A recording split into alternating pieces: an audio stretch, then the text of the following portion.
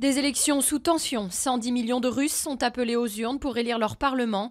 Un scrutin test pour le Premier ministre Vladimir Poutine, qui s'apprête à revenir au Kremlin en 2012. Mais le vote est entaché par des accusations de pression. Plusieurs sites de médias indépendants ont été la cible de cyberattaques destinées, selon eux, à empêcher la diffusion d'informations sur les fraudes. Un triomphe pour les islamistes. Ils sont officiellement proclamés vainqueurs du premier tour des législatives égyptiennes, les premières de l'après-Moubarak. Avec 65% des voix, leur liste, dont celle des frères musulmans, devrait dominer le futur Parlement face à des libéraux laminés.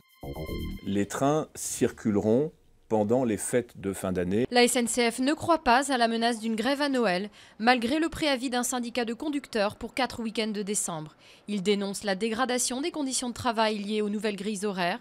Le patron de la compagnie publique en appelle à sa sagesse. Une réunion de conciliation est prévue en début de semaine. Claude Guéant alimente la polémique sur DSK. Dans le journal du dimanche, il évoque un contrôle de l'ancien patron du FMI en 2006 au Bois de Boulogne, au lieu de la prostitution parisienne. C'était un simple contrôle de routine, rétorque l'avocat de Dominique Strauss-Kahn. Au PS, certains reprochent au ministre de l'Intérieur d'en faire trop, au point d'en devenir suspect. Malgré la crise, la générosité des Français ne faiblit pas. Le 25e Téléthon, grand marathon caritatif destiné à financer la recherche contre les maladies rares, s'est achevé avec des promesses de dons en hausse. Plus de 86 millions d'euros au compteur, soit 2 millions de plus qu'il y a un an.